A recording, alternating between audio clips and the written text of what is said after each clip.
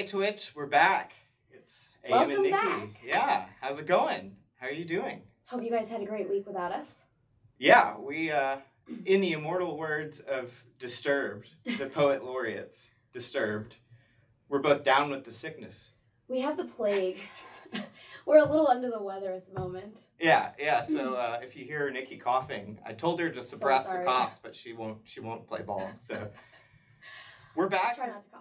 We've got more content for you this week about building your first modern web application with AWS. It's like you finished my sentences. I know, we have that going for us. And my sandwiches. Absolutely not. So my name's Alan Michael. I developer evangelist here at AWS, and I have backgrounds was an elementary school teacher turned programmer, went back to school, got a CS degree, started programming at some companies, did some professional services work, did some solution architect work. Now I'm here. And Crazy world. You are? I'm a developer evangelist at AWS as well. I've been a software developer for 5 years. I had several careers before that. We won't get into all of them. There's too many to name. I started my career as a .NET developer, and then I went on to start my own company and ran a VC-funded startup for 2 years before coming to AWS. And how would you define evangelist? If for those that are watching that have never heard of an evangelist before. Evangelist. It's Do you want me to take a stab? Yeah, I still don't know what I do, actually. Daily, I have to remind you what it is that you do. So the way I would define evangelist is that they pay me to play with cool things, cool new tech, and then show other people how cool it is. Which is like crazy that they pay me to do that, but yeah. Yeah, we're seeing the chat here saying my name title is wrong. I believe what's up there is technical evangelist, which is like our internal. Oh yeah, technical evangelist, developer evangelist, same thing. Yeah, I also go by AM for short, in case Alan Michael is what AM is short for. And my name is Nicki, in case you didn't catch that. Yeah, there's like 8,000 names for what we do. There are. Advocate, developer, evangelist. Advocate. I've heard like programs, something with the word programs in it. It's the same thing. Developer relations. There you go, developer relations. Yeah, there's just... developer programs, that's what it is. We talk to developers. That's what we do. That's what we do. We're the talky developers, right? We're the ones that want to talk to other people. We want to find out what's going on in the community, what you like, what you don't like. The introverts that can play extrovert. Yeah, exactly. Those ones. Exactly. Yeah, it's hotly contentious about what the titles are in the developer relations it's a hot realm. debate for sure, and every company has their own little spin on it. Right. Yeah. So let's recap a little bit about what we did last week, in case you missed us. Yeah, this is week 2. This is week 2. So excited. What did we do? I don't remember. You don't remember? You were the one coding last week. Okay, then we didn't do much then, I guess. So what we did was we pushed a Angular app to S3 and deployed it as a static website. And that will be our front end for this application. Yeah, and S3 offers, in addition to storage, right, which is one of the S's in the triple S. Simple storage service. In addition to storage, it does static website hosting too. It does. Right? And static asset hosting too. Images, CSS, JavaScript. It was really quick. It was like 2 commands, I think. Yeah. Make a bucket and then... We spent a lot more time talking than we did We did. coding. We talked a lot. That's not... This episode, promise, it's more content. More coding. Yeah, more coding. We've got a lot to cover in this episode. You want to do a rundown real quick of what we're going to do? Yeah. So today we're going to start dipping into our backend. So we built a front end, we deployed it, it's hosted on S3, it's cool, it's working. It's the mythical misfits. And today we're going to get into the backend. So we have a .NET application that we're going to containerize. And then once we containerize, we're going to push up the image. A container image, basically, we're going to push up that image to Elastic Container Registry, which is Amazon's container registry. There's other options out there. I'm sure you might have heard of Docker Hub. And then after we do that, we are going to see if we have enough time to create a cluster in ECS and a task definition for Fargate. What is Fargate? Fargate, it's magic, basically. Magic. It's magic. It's a container orchestration target, right? So the actual container orchestration service in AWS is called ECS. Elastic Container Service. There you go. I love that you fill out the acronyms. Gotta define them because those acronyms get real confusing. Fargate's a target for the tasks that you run on ECS, and essentially what it does is it manages the underlying infrastructure, the EC2 servers. Auto-magically. What is EC2, by the way? It's like one of the core components of AWS, right? That is our virtual machine service. Create instances. Yes. And so when you deploy on Elastic Container Service, you can either deploy to Fargate or EC2. EC2 means I'd like to manage all of my clusters myself, and Fargate means I don't want to do any of that. You define out not metrics, but resources, right? Yeah, CPU, memory, networking, and it's super smart, smarter than me. Yes. Let's put that out there. And me. I don't know about that. That's for sure true. So you define out, I want this amount of CPU, this amount of memory, and Fargate intelligently knows how to go do that provision and make sure that you've got enough resources. As many tasks as you defined also as well. So you could say I need 4 or 5, actual containers of this image running at all times. Yeah, for scale, it will make sure to provision enough resources to handle your scale. Yeah. Automagically. For sure. Cool. So we're going to be getting into containers, it sounds like. Yep. Fargate on ECS. And who should be watching right now? Who should watch? Mostly my mom, I think. She is watching it. I think my dad's Your dad's probably watching too, yeah. Totally. But that's my target audience, is my mom. Okay, well, mine's my dad. Okay. And everybody else that's new to AWS. Oh, yeah, them too. Also them. Yeah, but I mean, you don't really have to have a huge, long, storied experience level in... No, if you're new to development. You should absolutely be able to follow along. Yeah, in fact, some of these concepts, if you have been programming for the last 10, 15 years, you maybe... You have to, relearn things. Well, these concepts may be a little too beginner for you. But it's a good refresh, too. So you should also stay tuned. You shouldn't leave, is what I'm saying. Get to know us. He's really entertaining, so you definitely want to stay for all of his sarcastic input while I'm coding. I'm not that entertaining. Your commentary is going to be... Okay, it'll be great, yeah. Okay, so how do they follow along? We've got a GitHub repo. We do have a GitHub repo. And it's actually its own branch in the repo. You can clone the .NET branch, or if you'd like to follow along in another language. We've got Python currently. We have Python in there, and then I think we have Go and Java on the way, not completed yet. But .NET is the one that we will be going through our series with. I have a special place in my heart for .NET, obviously, and AM likes .NET. Yeah, I do. No, everybody. Did someone just say hi to our parents? Yeah, oh that's Brandon hysterical. actually. Brandon did. And Brancini, you can stay. It's okay. My dad told me after the last episode that he knows how to code now. So we're gonna test that theory when I get home. What's interesting is after last week's episode, I don't know how to code anymore. I know, you totally forgot. I lost all coding. You couldn't even clone a branch. No, remember? I couldn't do that. Yeah, are we gonna clone the branch today? Are you up for that? No. Okay. We are just gonna go straight into it. We don't have time to clone any branches. Right. We already cloned that branch. So I'm watching the chat here. I've got it pulled up on this is actually questions? Not my computer. Also, well, my computer. You've got some pretty sweet stickers here. I have to say, I feel like somebody really cool picked out those stickers. Yeah, somebody really cool named AM. Oh yeah, that's my computer. That's right. Yeah. My computer died a tragic death to a pink drink on a flight yesterday. So. Yeah. So I stole his computer. Nicki's driving today. I've got chat pulled up. I'm watching. Get at me. I don't know ask questions, what you kids engage say. with us. We really encourage interactivity. If you see us coding something wrong, specifically me, call me out. I'm all about the pair programming. Call me out on it. Yeah. So should we just get into it? Yeah. So what are the 4 key concepts that we are going to cover today? All right, so 4. I'll whittle it down to 4. There's thousands in my mind rushing through my mind. The 4 right main now, concepts. 4. All right.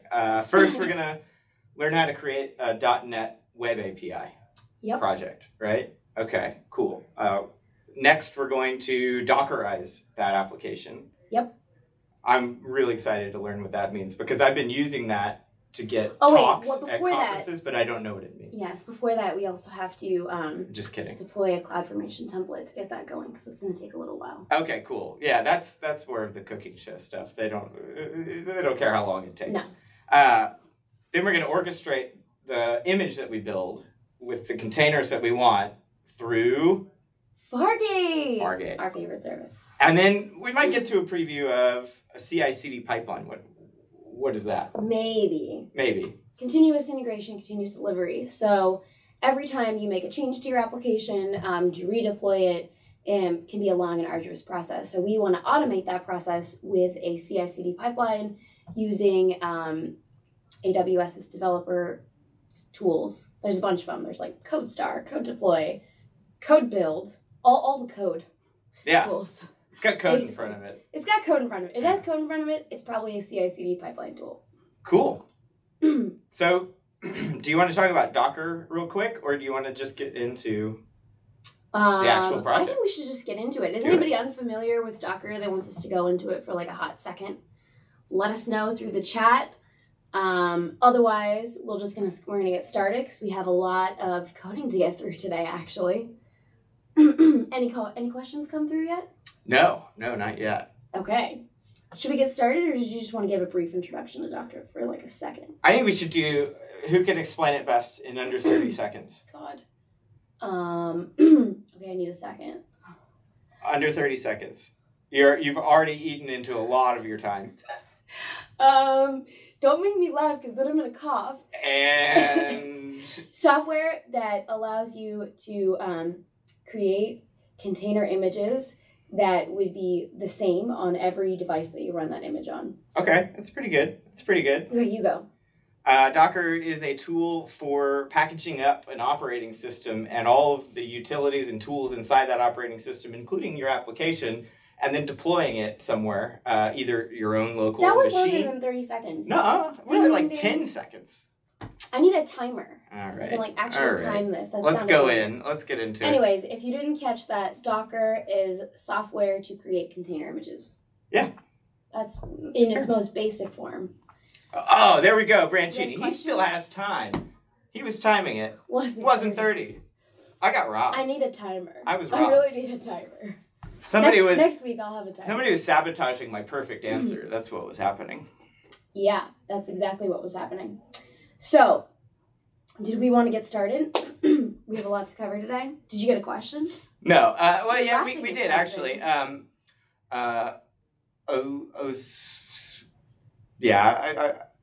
Osarka Minsky something. What would you say to a person who believes that EC2 instances are already basically VMs, right? Or at least hypervised, and you could deploy from an EBS snapshot? Why would you use Docker? Well, I can tell you why I would, personally. And it's more of a practice of like working with your... It's bringing that DevOps philosophy into your development, right? So into your development team's workflow, right? So instead of having, okay, great, we've got this EC2 instance and it's all set up the way that it's supposed to be, let's just hope when I push my code to prod that it still works, right? Right, the famous quote, it runs on my machine, works on my machine. Right, but with Docker, you're all working against the same image all the time. And you never have dependency issues. Yes, and it's also monitored by your Docker file, right? So everybody's working on the same Docker file. You're all, accessible to the same operating system and set of tools inside that operating system locally on your development machine, right? Right. That would be one big reason I would push for the use of Docker inside of a team. It's also really good for... no more coding in production to fix those terrible bugs. Yeah. What my old boss called cowboy coding. Right. With the cowboy hat. What's the benefit of Docker over CloudFormation and change sets? I think it's similar, right? This is a similar question.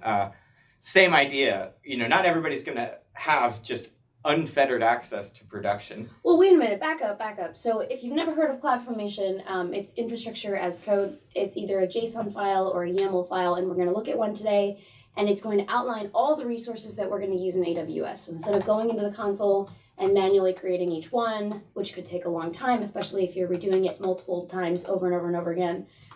You just create one JSON file or YAML file, and then you can deploy that stack, and it will create all the resources for you. That's right. I'm posting just anonymous user. I'm posting the repo link now. Great. So yeah, if you're not following along already, go ahead and click that repo link and clone the .NET branch. All right. Are we ready to get started? Yeah, let's talk more rock. Let's go.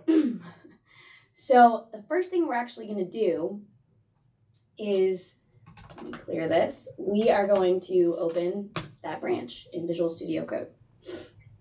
Yeah, we're using Visual Studio Code here.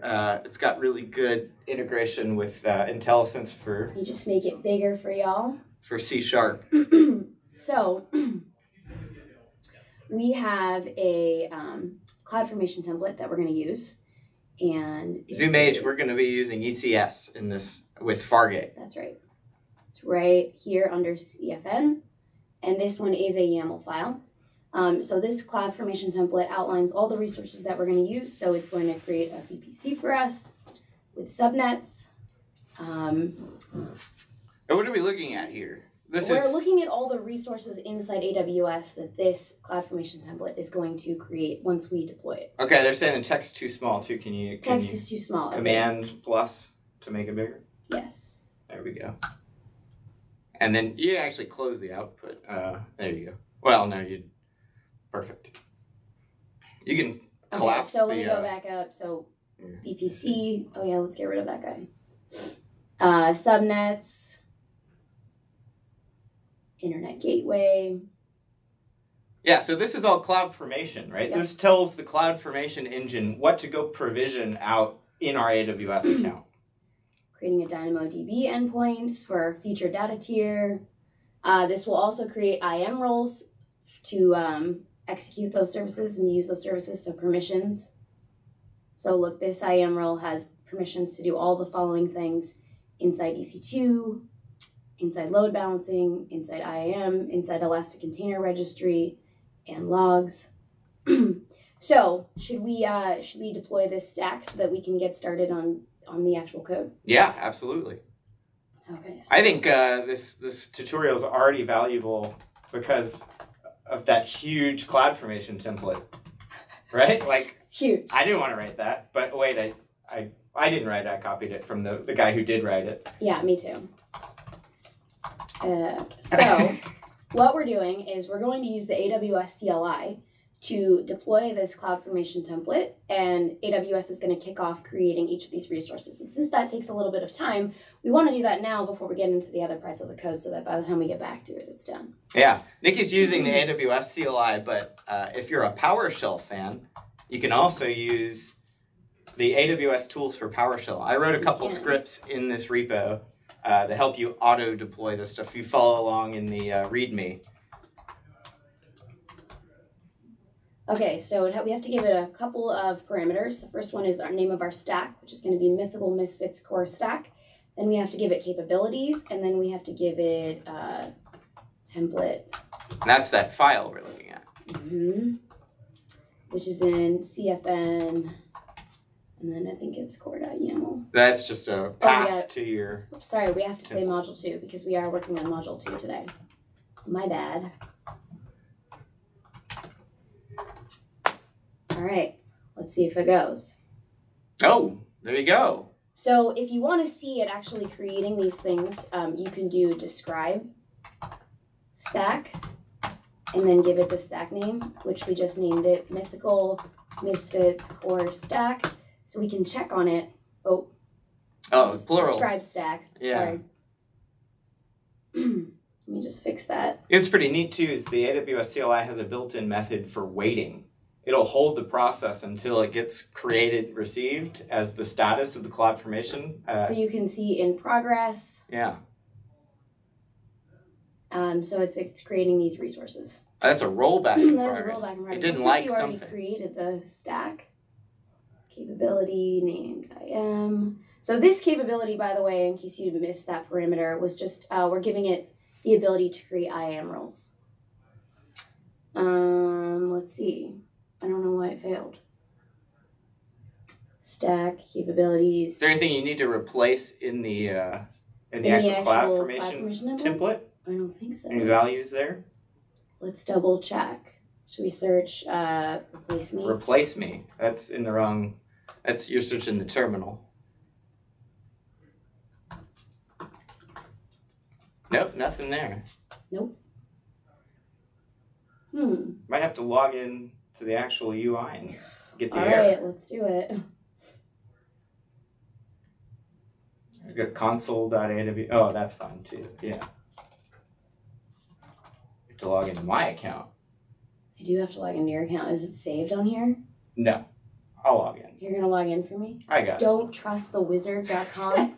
That's my own personal one, actually. Hysterical. Where did you get that domain? I bought it. Where does anyone get any domain? I'm not surprised. The internet. Don't trust the wizard. There we go. Okay, we got to switch over. So you want to go to... I'm in US West 2. West so let's 1. switch over here. And then CloudFormation. CloudFormation. Here we go. Yeah, rollback complete. Yeah, let's see if there's an error. What do we got? Disabled. View failure events. Create failed. Oh, the service role already exists. Ah, that's why. And I told you there's a bunch of stuff that I already have in here from when we were writing this tutorial, so it's interesting. Well, I guess if it's already created. We just delete that part of the CloudFormation template, yeah, actually. We can. That's a good point. Okay, let's do that. UI to the rescue. By the way, if you're just tuning in, we are fixing our CloudFormation template, and then we're going to deploy it to create the initial stack that we need. So ZoomH has a good point, but unfortunately, it doesn't quite work. ZoomH says deploy to a different region, but IAM roles span Mythical Misfits globally. They're not service region bound. So that was this one. Where is it? I was just on it. So this one needs to go away. We can actually, you know what? That's a great. EXERR says delete the stack and then recreate it. Let's go into my US West 2, delete the... oh yeah, that's a great idea. There we go. I really feel uncomfortable having you traipsing around my AWS account. Here it is. Do you want to control it? Delete it. No, do it. Uncomfortable? There we go. You don't trust me? Am I going to delete something that you actually need? No. You have a lot of stacks in here. I do have a lot of stacks. Wow. I love CloudFormation. Jeez. You know what I love even more than CloudFormation is the new CDK. Shout out to that CDK. Yes. So that is truly infrastructure as code. You can actually write the languages that you know and love to create AWS resources instead of writing a JSON file or a YAML file. Available in .NET now, I believe. Available in .NET as of like 2 weeks ago. Yeah, it's beautiful. Okay. Let's see. Did it finish? Thanks, Branchini. We'll see you next time. The Delete CDK, yeah. Let me put a link. Who gave that suggestion? Like, shout out to you. EXERR, my new best friend. He's your new best friend. Does he feel the same way about you? No, he does not. Or she. So. We don't know. Oh, Let's not assume. That's true. He or she does not feel best friend kinship with me. You just feel very close to. Or do you, EXERR? Oh Are we best friends? Did we become best friends? Let me know Don't in the chat. answer that. You do not need to be his best friend. I need more best friends. You do. Very lonely. Apparently I'm dog meat. Oh, it's an internal friend. In progress. Delete complete. Looks like some things are completing. Okay, great. Might take a while. Yeah. All right, let's go to the .NET code while this is deleting, and we'll come back to it. Yeah, we'll flip back. Let's actually take a look at what we're building. How did we get started with a .NET? The .NET CLI is pretty cool in that you can basically do everything that you could do in Visual Studio if you were an old .NET Framework user. So you can build, you can clean, you can create new projects from template. So one of my favorite commands is .NET new all. And when you do .NET new -all, it will tell you all the templates that you can create a new project from. So for this project, and then also I have the .NET Core CLI AWS extensions installed, so I can also create serverless templates, Lambda functions, all that jazz. So for this project, all I did was .NET New Web API, this one right here.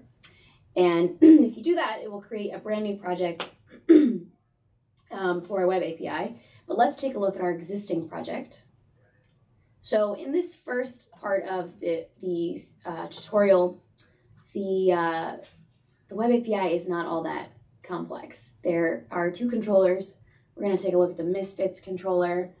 There's no data tier yet, so all we're doing is we are pulling a JSON object of all the mythical misfits. Yep. Remember all those fun guys that we showed last week? My favorite one is Rugin, if you don't remember. It's the troll. It's the guy holding the torch. I know the word now. Check me out. Troll in the castle. The troll in the castle holding the torch. Like, he's really excited. He's also evil. Deep cut Harry Potter reference for you. And so all we're doing in this controller is we are returning that JSON file because we have no data tier yet. That's right. So this is a standard file, .NET template, actually. Yep. This comes standard with... if you install the .NET SDK on your machine and you do .NET New -all, it will be there for you. Right. It will be there for you. It will. Just like all of the friends from the show Friends. Oh, I love that show. No. What do you mean no? No, it's a terrible show. Oh, God. I can't be friends with you anymore. We're not. How ironic. Yeah. That you can't be friends with me over the show Friends. When we're done filming the show, we have to... Did Friends teach us nothing about friendship? Well, you just told me that we can't be friends because you just told me that you don't like Friends. That's true. Do you really not like Friends? No, I don't. We'll talk about that later. So we added our own controller, right? Yes. So we added our own controller, and what we're doing is we're spitting out this JSON file. It has a bunch of properties about each misfit. Remember I said, like, some of them are evil. So whether or not they're good or evil are in here, how old they are, their description. They want us to be friends, by the way. We just got to chat. Please be friends. Oh, that's so sweet. We can't be friends, though. He doesn't like Friends. ZoomH doesn't like Ross. Not a big fan of Ross either. You know, I never really was a big fan of Ross either. No. Can we run this locally? Can we actually run it locally? We can run this locally, yeah. Yeah, how do we run it locally? We're just going to we have to CD into it. So we're going to go into Module 2, and then we're going to go into the Web API folder where our .NET project is located, and all we have to do is .NET run. Beautiful. But there's no UI to this because it's an API. Did I just get a compliment from you? Can we go back to that for a second? second? No, let's not dwell on that. We need to return to that. No, let's not dwell on that. Are you sure? Yeah. I want to hear it again. We actually have to, that's not going to return anything. Well, right. So what we do, this is an API. So our endpoint is /API/misfits. And Well, now with modern .NET development, they force you to use HTTPS. Oh, that's right. So if you change that over to HTTPS with the port 5000. Oh, no, you're right. I missed it. Nope, other way. You were right. 5001 is the HTTPS port that they use. You have to add like a certificate. Oh, you have to self-trust it, which I haven't yet. Just use curl, actually. Okay. No, I mean on the go back. I got it. I'm just copying. There you go. There's our JSON object. So our API is working beautifully. Let's go back to it. So you see the route is up here. So /API/misfits, name of the controller if you're not familiar with .NET. This is just standard .NET. If you've never used .NET Core before, I feel like this should look relatively similar to you. If you've used .NET Framework, to me it looks like stuff I already know. So what we have to do now that we have this working API, is we have to containerize it. Yeah, how do we Dockerize one of these? That's a good question. So we have this Docker file here that's already written for us, lovely and beautiful.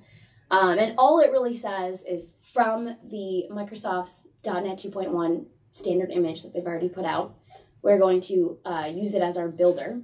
So this is actually a multi-stage Docker file. So what that means is the first part of the Docker file, the first 4 lines, we're going to build our .NET application. It's going to spit out the DLLs. And then from the runtime application, which is a Linux runtime It's a Linux built Alpine, and then it has the .NET 2.1 runtime already on it installed. We're going to copy over those DLLs from the build and then start up the application on that container. And that's the one we're going to use. And this actually makes your image a lot smaller because you do not have all the source code and the all the files that you would have if you just made one stage Docker file. That's why we do multi-stage Docker file. Yeah, one step to build, one step to actually run it. Why is that? Why do we choose to do that? To remove some of the source code files and all the other stuff that would make our image a little bit bigger. We want our image to be as small as humanly possible. Yeah. The smaller the image, the better performance you get out of that image. That's right. So, should we containerize it? The base image we're using is actually 2 Microsoft images, right? Yes. Maintained and created. By Microsoft. Great question, EXERR. Yeah, let me just pull that up for a second. If you've never used Docker before, yes. Microsoft. So they have this here we go. They maintain their own .NET Core runtime, SDK version of the image. They also maintain framework images. So if you wanted to containerize a .NET framework application into a Windows container, not what we're doing today at all, they maintain those images as well. So I believe they have 3.5 and 4.7. So even if you have a really old .NET framework application, you still can containerize it using Microsoft's image. So yeah, you can see here that they've listed some of their common tags. So they have the runtime one, the SDK. So we built using the SDK, and then we are going to, our final image will have the runtime. Right, so, and that's to get that small image for better all performance. The tags are here that you can use. So in that Docker file, this is just a tag for the image that they have created for us. So when we're saying from, we're pulling down their existing image, and we're saying use that as our base. Yeah. And then build on top of it. And I actually think, I'm not positive on this, it might be Jesse, but I think for at least the runtime dependency version of their image, I think they are using the underlying image for Alpine Linux, which is a really, really small version of Linux. Yes. Okay, so to Dockerize our .NET Web API application, we're going to do Docker build. So this goes back to the keep typing while I we give it a context, which is here, and then we do -t, and then we have to give it a tag, and the tag is really long because we're going to tag it with pulling up your cheat sheet. I'm pulling up the tag because it's very long and I didn't memorize it. So in order to basically tag it to push it to ECR, you have to give it this long URL, which is just your account ID .dkr.ecr. The region that you'd like to deploy it to, and then .amazonaws.com / whatever you'd like to actually name it. It's outlined in the README of the tutorial as well. What I was going to say, this goes back to the question asked earlier about why would I use Docker over just deploying to EC2? And one of that is I no longer have to have .NET installed on my local machine. That's right. To actually build this project. I'm actually building this inside of a Docker container too, where you are actually. Yes. Today. Right now, I successfully just did it. Wow. Isn't that amazing? First try. I know, that never happens to me on the first try. I'm having a lot of luck today. Yeah. Maybe all the bad luck of getting sick and having my computer break brought me some really good luck today. They come in threes. You're still due one more. Shit. Okay, Docker run. So now we want to run our image locally to see that it actually works. So we're going to say Docker run -p, and then we're going to give it the port. This maps the internal port to a port on our local machine. And then we say -t. That's the tag that we just created for the image that we just built, right? That's correct. I don't know if that's going to work. I hope it works. Hey, it looks like it did. Oh, it works. Now let's use curl again and hit that same endpoint.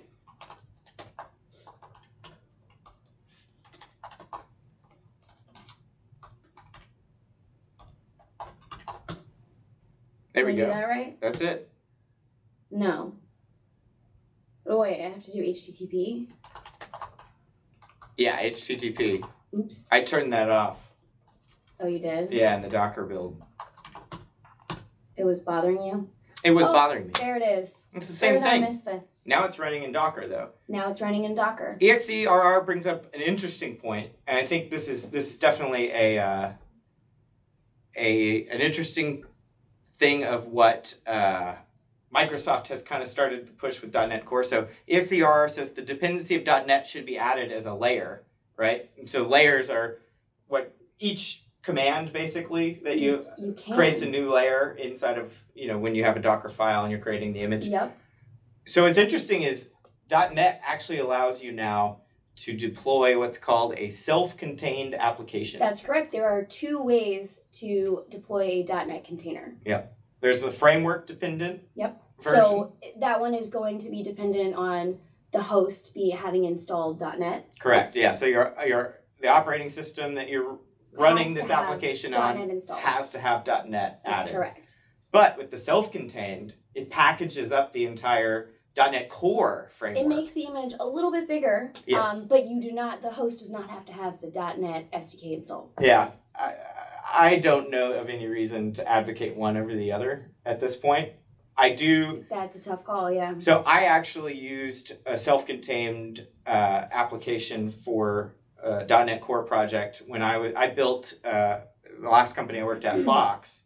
I built this CLI tool for interacting with the Box API on your command line. CLI tool. I love the CLI tool, but it was a self-contained application because I couldn't expect all of my users to have .NET installed, which is not always true of how .NET applications were installed. Yes. In previous the old years. Days, right. Yeah, you would remember anytime you click that installer, right? It would be like, we're now installing .NET Framework 4.5, even though you probably installed it just like 8, minutes ago for some other application. That's right. But now it all packages up into DLLs, so it's an interesting change, I think. Yeah. But that's how we approach this. I feel like that's a really good use case for the self-contained. Yeah, absolutely. I'm watching very closely a project going on at Microsoft right now called Core RT. If you're interested in that, you should check out Core RT. It's .NET native, essentially. So it compiles and adds all the DLLs and everything to one single binary. Oh, wow. That's like Go, really cool. But with .NET. But it's still in beta, or? I don't even know if it's in alpha. It's pretty experimental. It's really new. Yeah, it's very new, but it's cool.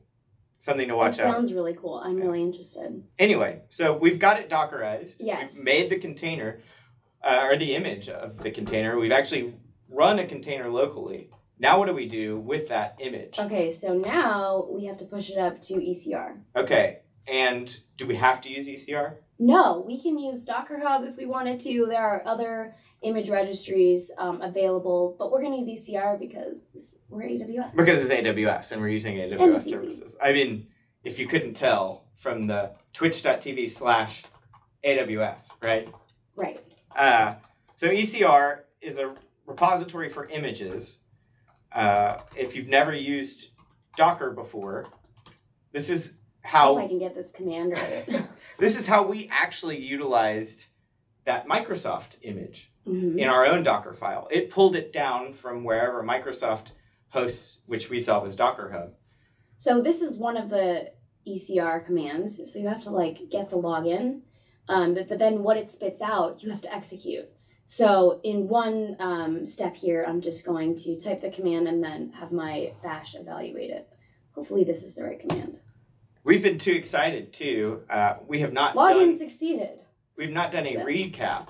Right. So where are we right now? Actually. Where are we in the whole scheme of the world? What That's have we done so note far? for next time. What have we done so far? Yeah. So what we're doing today is we are Dockerizing and creating a backend API service with Web API in C#. That's right. Deploying that to run in ECS with Fargate. We're deploying it as a container image. We just containerized it using Docker a little less than 5 minutes ago. Right. We saw it build and run locally. And our API is actually serving as the backend for our website that sells... mythical misfits. Yeah, I was going to say monsters. Never seen one of these guys. They look like fantastic trolls, friends, monsters. I think is what What's your favorite one? Ian's got a name for them too. My favorite one? Yeah. I can't pick yet. Oh, it's I need to get to hard of a know them decision. more. I need to get to You need to communicate with them. Yeah, maybe like a speed dating round with them each. Oh, that's interview. probably helpful, yeah. Yeah, just we had a question earlier too. What's the difference between CloudFormation and Elastic Beanstalk?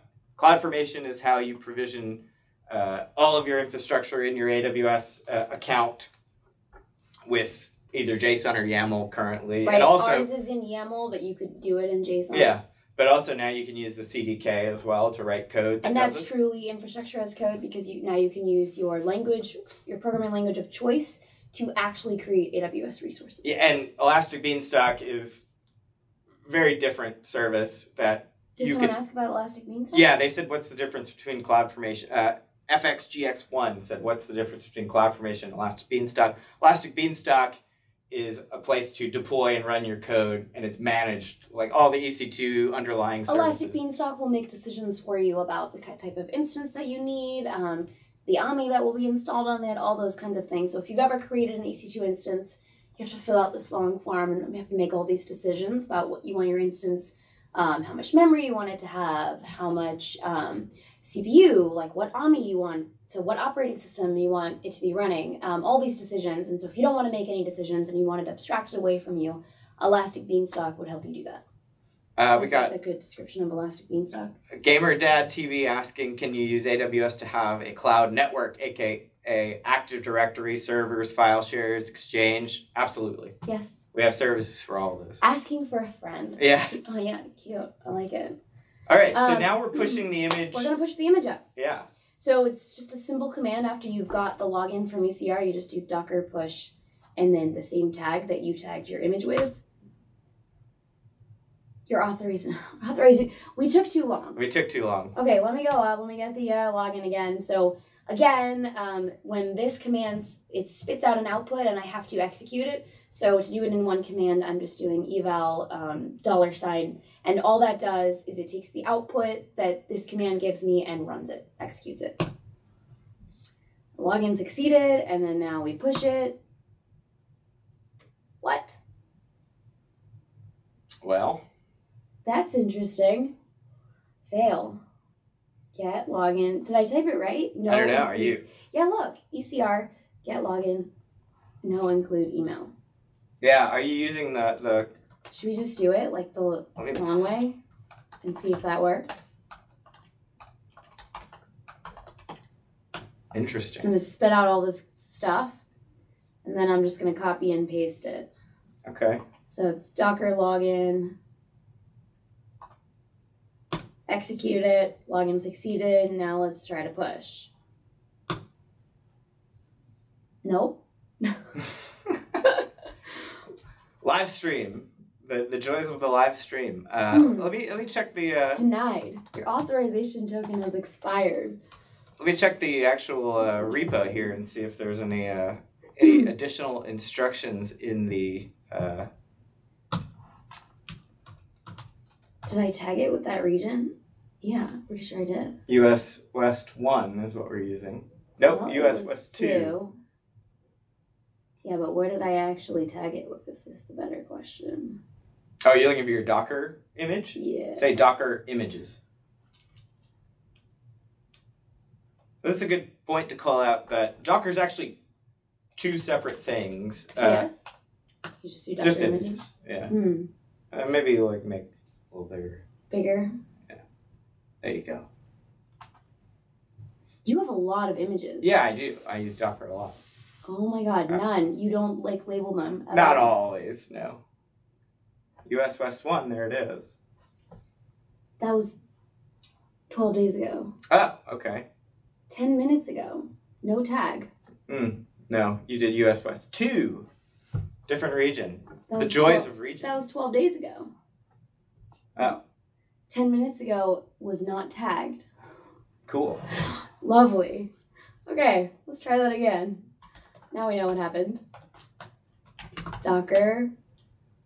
Let's go back into... As Nicki's working through this, talk about Docker a little bit more. It's two separate things that you interact with. the Docker CLI is just a wrapper around essentially an API call out to the Docker engine. ZoomAge also has a really good question here. How much control do you give up with AWS Fargate versus, say, EKS or ECS vanilla? I'd say you give up a good amount of control, but that's kind of the point. I don't believe it's possible to SSH into any of your individual containers, but that's kind of an anti-pattern when you're working with Docker anyways. Okay, let's see if I can recover from this. Get login, no include email, Docker push. No, you haven't made the repository Oh, yet. I gotta make the repository, duh.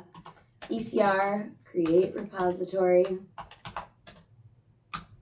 What is the repository name? You have to put AWS ECR, create repository. Right.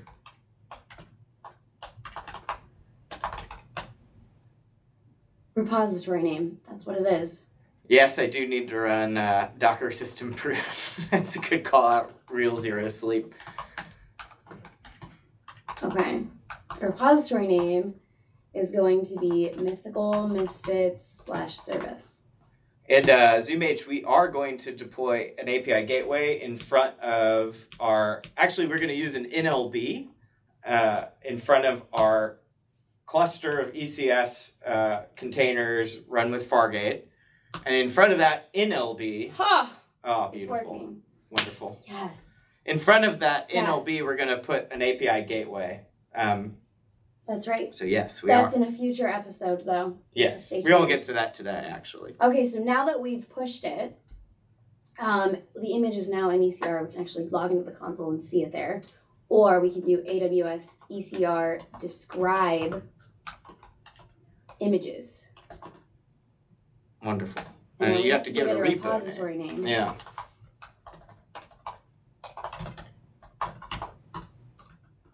Which is this. And it's there. There it is. So now we can actually reference that image when we create our task. We're not there yet. We have Right. to create a cluster first. Correct. And what is the difference between a cluster and a task? For those that are not familiar. The cluster is where the containers get deployed, Mm-hmm. right? The task is how you define which A task can container have multiple yeah. images on it. So if you have an application that requires like 3 different images to run, or maybe you're having microservices. Right. So you have 5 container images for one application. Your task definition would make sure to define out that all 5 of those images need to be running for that task to be running. Yes. Yeah. So the cluster is where those tasks then run. Right? Yep. Cool. Okay, so we have to create a cluster first. Perfect. Do we have any questions before we move on? No. Wait, yes, we just Yes. got one from Real Zero Sleep. It's been a while since I've seen ECR used. Is there a way now to create a custom domain for private ECR registry? And if that's out of scope for this, just ignore me. We'll never ignore you. Never. No. That's a good question. I'm not positive on it. I'm actually not positive on it either. Custom domain for a private ECR registry. We can follow up. Yeah. Maybe on the next episode. You know what? We will get the answer for you, and if you tune in next week, we will have the answer by next week. Yeah. Next Wednesday at 10 a.m., same time. AWS. Shameless plug. So we have to create the cluster. I'm pretty sure the param is cluster name. Okay.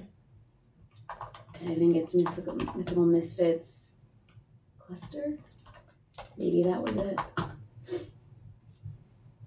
Let me double check that. Let's do help. Love this great feature of the AWS CLI. So you can say help.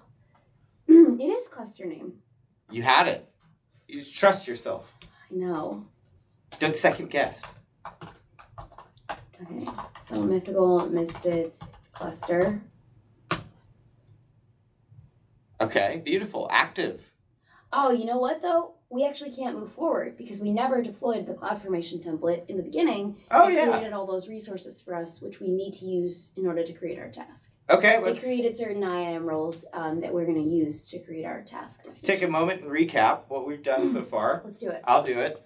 We've got Web API in C#, right? It's serving as our backend for our mythical misfits. One simple command, .NET new web API. Yep, it serves as the backend layer for our mythical misfits e-commerce site.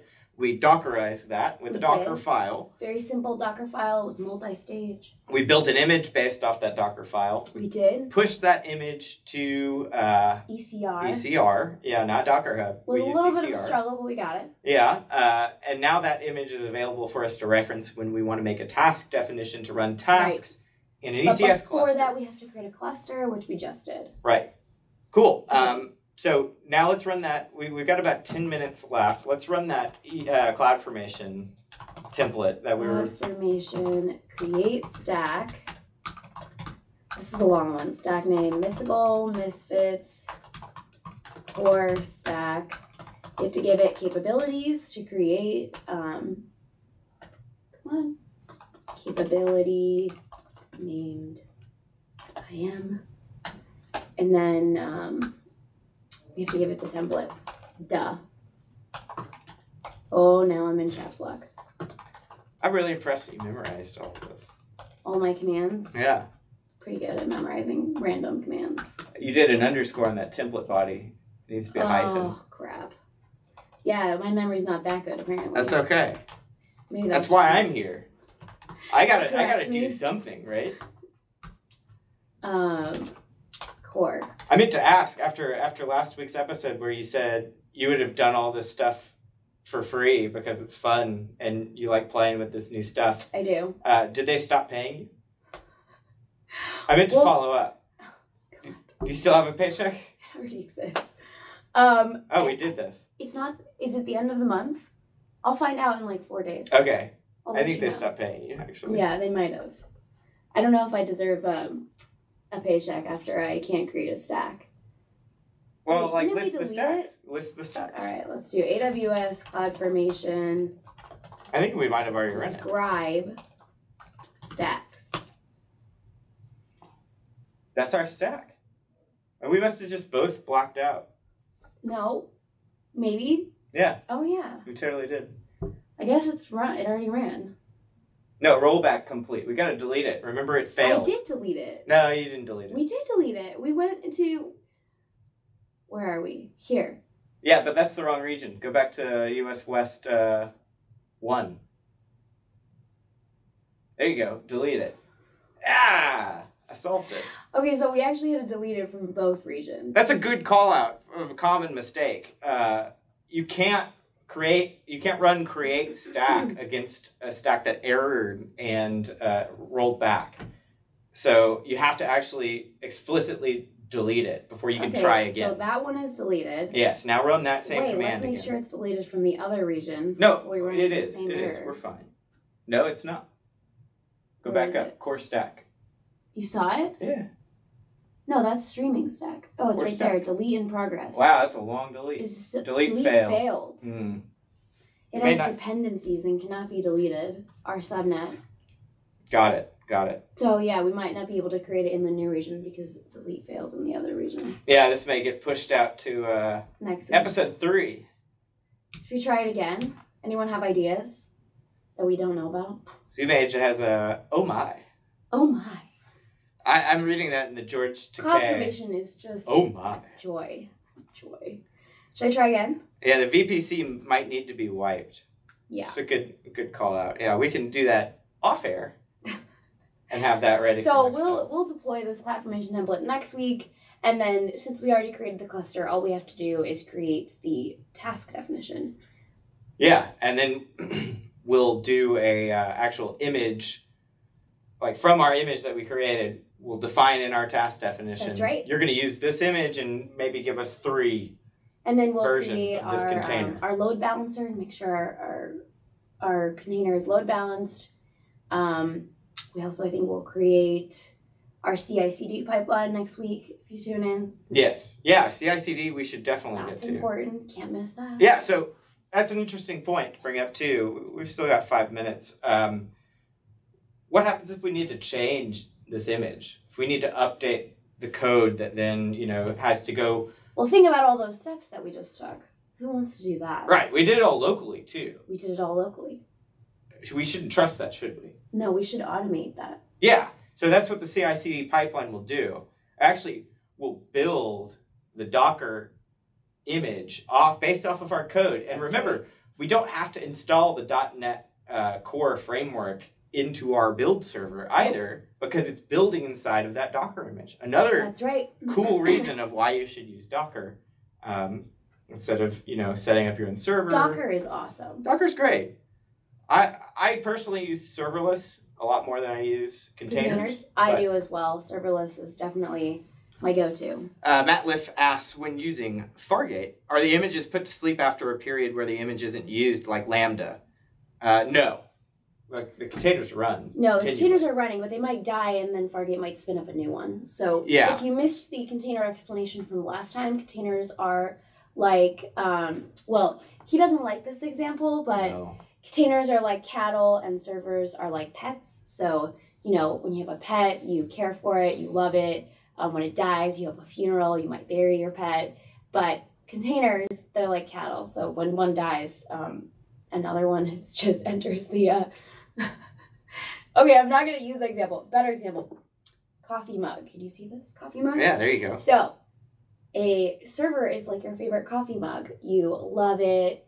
When it breaks, you're really sad. You might have had it for like 10 years. You care for it. You wash it. You clean it. It's your favorite thing. My 80s Epcot mug. Like, from the 80s. It's been with me. Forever. Yeah, that's a really old coffee mug. Anyways, containers are like styrofoam cups. So if you got coffee from your kitchen and you put it in a styrofoam cup, you're going to throw it away and you're going to get another one. That's right. Yeah, so containers are disposable. They're disposable, and an orchestrator will basically create a new one when the old container dies. And you shouldn't rely on a specific container to exist, because that container... they're stateless usually. Right. You need to make your code run stateless on the container. That's right. And there are ways around that with Kubernetes and things like that. Kubernetes has added some state stuff in there. It's still really difficult. There's some stuff like you can add a volume with Docker. Yeah. You typically don't want to carry state in your container though. Yeah, the less state you can have, the better. So, we got about 2 minutes left. Any other questions? Yeah, we can answer maybe two. Lambda is put to sleep? I don't think so. Yeah, Lambda, that's the cold start, the dreaded cold start. If your Lambda stops getting invoked regularly after, I don't remember what the time frame is, but eventually it will spin down. And so the next invocation of your Lambda will take longer. Because it'll be a cold start. Yeah, with containers, you don't have that issue. That's right. The container will continually run. And with Fargate, it even... guarantees a certain number that you define in the task definition of containers to have available for an image at all times. Yep. So it'll tell it that you want 5 running. It will make sure that 5 is running at all times. Any plans to use EKS on later shows? We could. Yeah. We could do something. There's always potential for that. Is there a lot of interest in EKS? It's a really neat service, for sure. Kubernetes in general. How about you guys tweet at us if you're all interested in seeing EKS, and we can show you... we can do a episode at the end of the series on EKS. Maybe. Sure, maybe, yeah. So let's recap real quick. We hit some road bumps today. We did hit some road bumps. That's development. That's to be expected. It's development. It's totally that's what happens. So we'll get our environment sorted before next week. We will create the CloudFormation stack at the beginning of next week's episode successfully. We already created our application, Dockerized it, built the image off of it, pushed the image to our repository. Yep. And we got our cluster ready to start accepting tasks, but we don't have a task. We don't have the infrastructure to run our tasks on yet. That's right. So that's what that CloudFormation stack does. It creates all of the VPC, the subnets, the EC2 the roles. Instances, and then ECS using Fargate will deploy our containers onto that infrastructure. That's right. And scale it. based on our task definition. Right, and next week, don't forget, we will be creating that CI/CD pipeline to automate everything we did today. Yes. Because that was a lot of commands. And we'll also get a load balancer set up in front of our cluster, right? We will. So that sounds exciting. CI/CD pipeline. It is exciting. Load balancer. The CI/CD pipeline is probably my favorite part because I don't want to type all 10 of those commands again. No, doing this locally is it's not fun. Same time. Same time, Wednesday, 10 a.m., same place. That's right. Yeah. Same bat channel. Same jokes. No, I'm just kidding. We'll have different ones. I don't have jokes. You don't have jokes?